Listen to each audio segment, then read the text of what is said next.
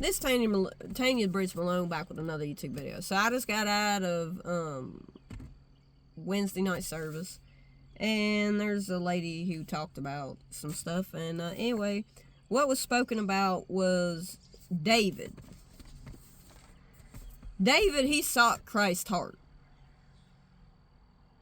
He had the heart of Christ.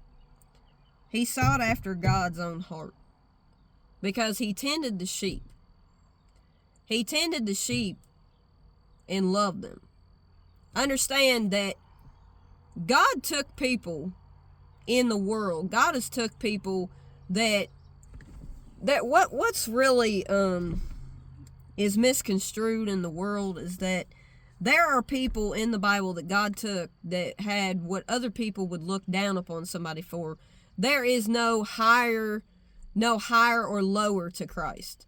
Basically, what it means is that David tended, he was doing something. He was tending the sheep. He actually loved the sheep. He loved what he was doing. He sought after Christ's heart.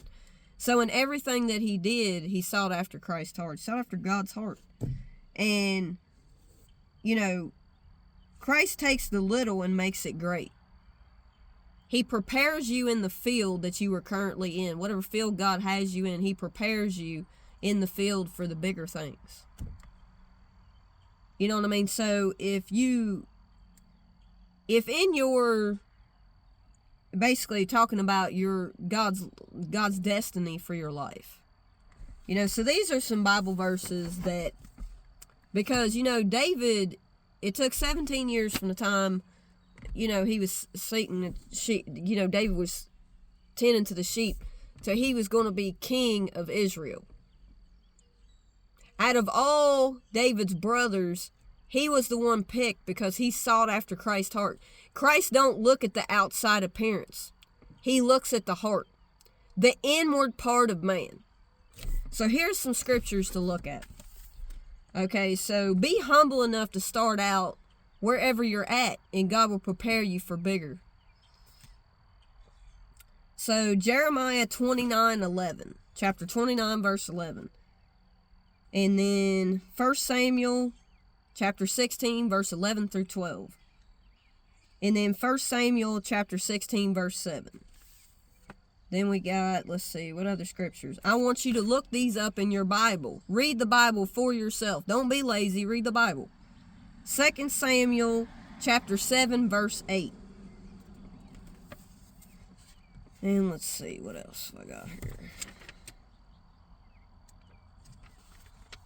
Then look up Ephesians chapter 5, verse 29.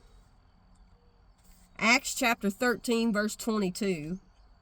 Zephaniah chapter 3, verse 17. John chapter 14, verses 16 through 18. 1 Samuel chapter 17, verse 37. And Luke chapter 16, verse 10. Matthew chapter, I think it's 18, verse 12. And then 17 and 20. Psalms chapter 84, verse 10.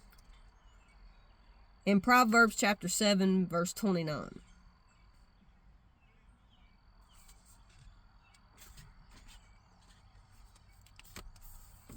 Christ sometimes starts us out. And many a times in the Bible, God took people that people didn't think that God would take and make them something bigger. He prepares us before the battle. He prepares us before we enter the womb. He prepares us. So in all that you see, you need to be searching for your destiny. And in order to know where you're supposed to be at, you need to speak the light of Christ. You need to have Christ in your heart in order to see. And you need to be searching after Christ's heart in anything that you do. I don't care what job it is, you should have, you should be seeking after Christ's heart. Perform to your best ability in anything that you do, no matter what job it is. Try to do it to the best of your ability. And do it with Christ-like. Live Christ-like. Live Christ-like. Love Christ-like. Love Christ-like. Because he loved the bride. The bride is his people, all his people. He loves all his people, Christian or non-Christian. He gave his life 2,000 years ago, Jesus did. God gave his only begotten Son 2,000 years ago so that you could be saved. You have to make the choice to ask him into your heart. You cannot be seeking God's heart if you have not asked Christ into your heart, because that's the only way to the Father. Peace, love, and y'all be blessed.